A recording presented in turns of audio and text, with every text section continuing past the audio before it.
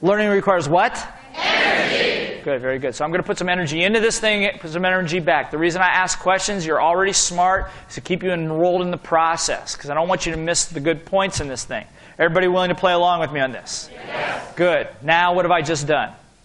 I've taken, again, I've gone back, and what I'm doing is I'm building the context. Everybody understand? I'm gaining permission to ask lots of what? I'm giving them a reason why and a benefit for them to follow my idiotic madness up here. Everybody understand? Yes? There's a reason behind all these things. It's basically, like I said, it's because I'm a coward. I don't want to have to deal with all the psychosis. I've had to deal with that before. You understand what I'm saying?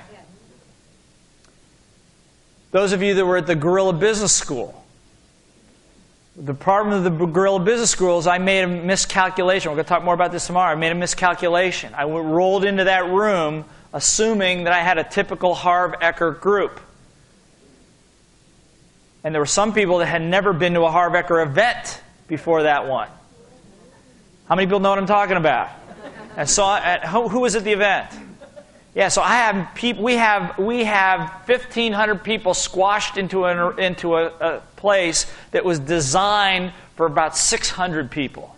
Number one, hot, AC wasn't working well as it could have been, and I immediately turn up the what? I'm the first one up, man, and I cranked the heat way up. I put people in front of the biggest psychosis of their life, which is public humiliation, give them 45 minutes to deal with it, and the room just blows. Okay, I mean, some people were literally in tears. Then I throw them into another game and have them put money on the line. Bring up all their other side. How many remember all this? I mean, I was like, but there had not, the problem is that then people literally blew. We had a fight in the room. I mean, not a physical fight. Okay, almost got to that. Why? And I'm going, okay, what? Because I've seen this before. I'm going, okay, what's the lesson? Got it. Because it was the next piece I was going to deliver. God makes no mistakes. The next piece to deliver was what's the problem? For the situation we had to deal with, there were no rules. In the absence of rules, people make up their own. And we were dealing with money. And when money's on the line, emotion is what? Intelligence is? No. And it brings up everybody's psychosis. Money's worse than talking about sex and religion, actually. No, really, it is. It hits at I don't know why, it hits at such a core level. Those of you who want to do it, you can transform people. That's why it's so critical. The way you teach is going to be more important than the data you're delivering. Does this make sense? Yes.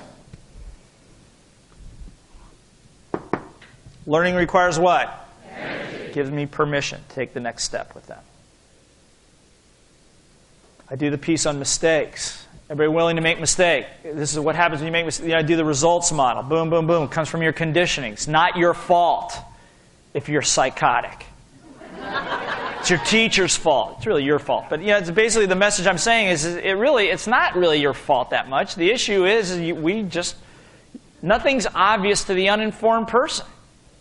If you don't know you've been brainwashed, you don't know you've been brainwashed, right? Now, brainwashing, I'm not meaning it in a negative context. School's important. School, you need to learn how to write. You need to learn how to read, express your thoughts, mathematics, or certain things, a broad view, an honest view of world history. That's possible. Okay, you understand what I'm saying? But the conditioning, that's the data part.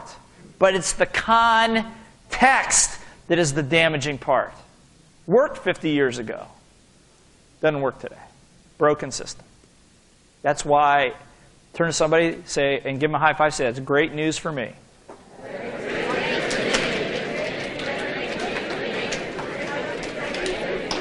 Look, how many people were ever the person that had a hard time sitting still in school? How many have kids that are like that? Okay, good. I mean, it's, now you're labeled ADHD.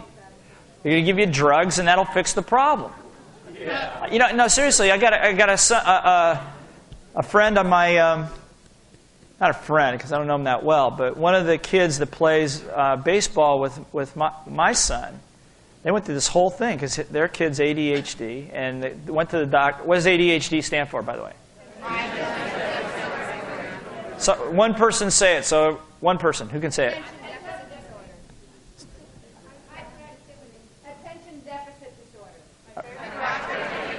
Hyperactivity disorder. Yeah, okay, good. That's okay. It's all right. It's all right. Everybody know what we're talking about? Kids have a hard time sitting still, focusing on one thing, get distracted easily, want to run around, do a lot of things, have their own agenda. How many people are that person?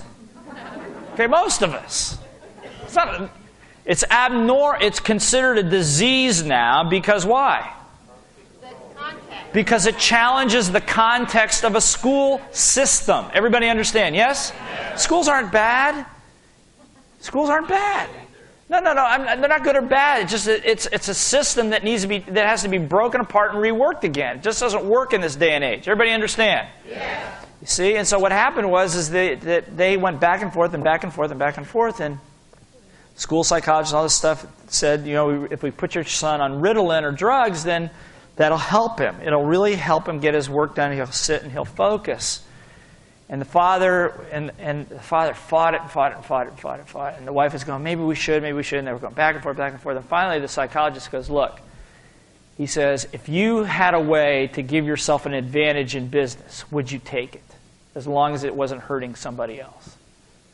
He goes, yeah. He goes, so why would you do a disservice to your own son by not giving him an advantage? And I'm going, and the guy gave in. He goes, and I talked to him. I said, an advantage. The question to ask is an advantage at what? You're gonna have an advantage of being better at sitting still, keeping your butt planted, and deadening the part of your brain that's creative. Is that what you want to give them an advantage to do? Look, I could go on. I could go on and on. How about this? Really, but the passion for, you understand the passion for what I do. Because we had to run in with our son. Put him in, we were living in Lake Tahoe, moved to Phoenix about a year and a half ago, and had him in this school, that school, work in different schools, because my kid's hyper too. He's brilliant. When it comes to math, he's like, reading, forget it. Writing, he can't, and he wants to help he's always helping, right? And he mixes it up. He's a little kid, but very physical. And so anyway, he got himself into some trouble, and we were in there we're going into the parent-teacher conference, and they're saying, they're telling us that this behavior is not acceptable, and blah blah blah blah. And I said, okay, I understand. And basically, person said, quite honestly, we don't think your son fits in. I said, and you've probably told him that, haven't you? He goes, no, we would never say that. But I said, do you think it's obvious that he got the message? Do you think that there's any reason, the reason that he gets upset sometimes now is because he knows that people don't like him? Do you think that's a possibility? Well, it doesn't matter, because we don't tolerate that behavior here. I said, the kid hasn't even hurt anybody. And it was going on. So, long story short, and I finally said, well, I don't think we'll have to worry about it anymore, because he ain't coming back. And I said, and my wife the whole time, she's kicking me under the table because she knows it with me. And I said, thank goodness for people like you, is all I got to say. And I go, what? I said, because if it's because of people like you that I make millions of dollars. I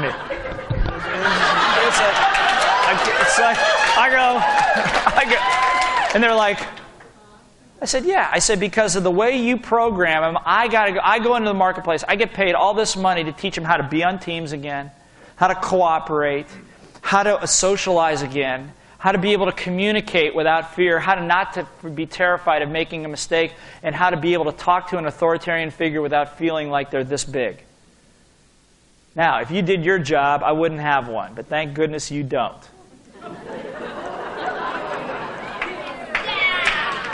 My point of view. You know what I'm saying?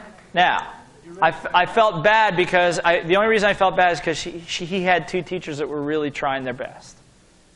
And I wasn't addressing it to that. I was addressing it to that stupid psychologist that sat there that really never did anything but get a psychology degree. But that never spent a moment in the workplace. How many people here have ever taken a few bruises in the workplace? Okay, good. So the bruises that you have, you can now leverage to teach others. Does that make sense?